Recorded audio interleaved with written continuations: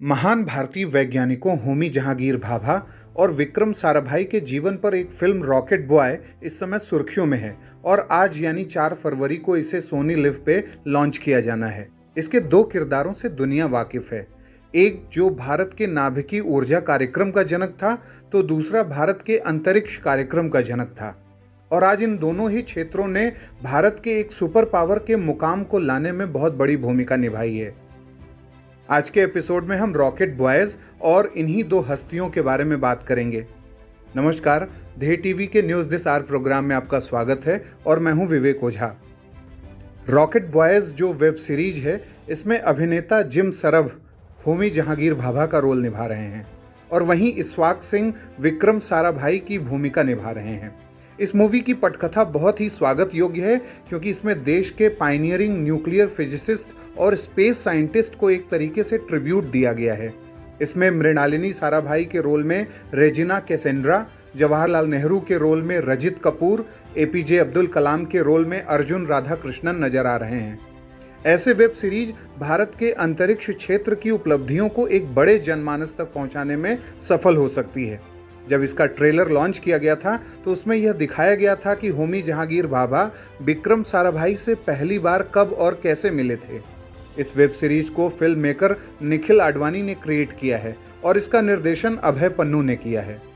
गौरतलब है कि होमी जहांगीर भाभा भारत के नाभिकीय कार्यक्रम के जनक थे और वह Tata institute of fundamental research के संस्थापक निदेशक थे, यानी फाउंडर डायरेक्टर थे, और साथ ही फिजिक्स के प्रोफेसर भी थे। Homi Jahangir Bhabha atomic energy establishment जो ट्राम्बे में स्थित है, उसके संस्थापक निदेशक भी थे, जिसे अब भाभा एटॉमिक रिसर्च सेंटर के नाम से जाना जाता है। होमी जहांगीर भाभा को 1942 में एडम्स प्राइज से सम्मानित किया गया था और 1954 में उन्हें भारत के तीसरे सबसे बड़े नागरिक सम्मान पद्म भूषण से सम्मानित किया गया था। उन्हें फिजिक्स में नोबेल प्राइज के लिए वर्ष 1951, 1953 और 1956 में मनोनीत किया गया था, यानी नॉमिनेट किया गया था। उन्होंने ही कॉस्मिक रे रिसर्च इंस्टीट्यूट का भी गठन किया था।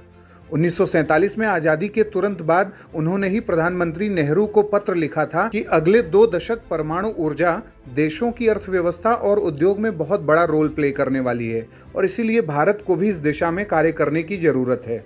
वहीं दूसरी तरफ विक्रम साराभाई भारतीय अंतरिक्ष कार्यक्रम के जनक थे और उन्होंने देश में अंतरिक्ष अनुसंधान की नींव रखते हुए उसे नई ऊंचाइयां दी थीं।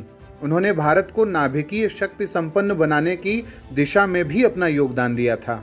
वर्ष 1966 में उन्हें पद्म भूषण और 1972 में मरणोपरांत पद्म विभूषण से सम्मानित किया गया था। अमेरिकी उपग्रह सिनकॉम 3 द्वारा प्रशांत महासागरीय क्षेत्र में टोक्यो ओलंपिक खेलों के सीधे प्रसारण ने संचार उपग्रहों की सक्षमता यानी कैपेसिटी को 1960 के दशक में डिमॉन्स्ट्रेट किया और जिससे डॉक्टर विक्रम साराभाई भारतीय अंतरिक्ष कार्यक्रम के जो जनक थे, उन्होंने तत्काल भारत के लिए अंतरिक्ष प्रौद्योगिकियों के लाभ को पहचाना और डॉक्टर साराभाई और डॉक्टर रामनाथन के नेतृत्व में इनकोस्पार यानी भारतीय राष्ट्रीय अंतरिक्ष अनुसंधान समिति की शुरुआत हुई थी और इसी का स्थान 1969 में इसरो ने लिया था, यानी कि विक्रम साराभाई के नेतृत्व में ही 1969 में इसरो का गठन हुआ था। तो ये था हमारा रॉकेट बॉयज से रिलेटेड प्रस्तुति और इसके माध्यम से ध्येय परिवार होमी जहांगीर भाभा और विक्रम साराभाई को अपनी श्रद्धांजलि अर्पित करता है। अब बारी है आज के सवाल की। आपको इन 2 महान वैज्ञानिकों के 5 सबसे बड़े कामों के बारे में हमें बताना है। आप अपने उत्तर हमें कमेंट बॉक्स में बताएं। अगले कार्यक्रम के साथ जल्द ही मिलेंगे। इजाजत दीजिए, नमस्कार।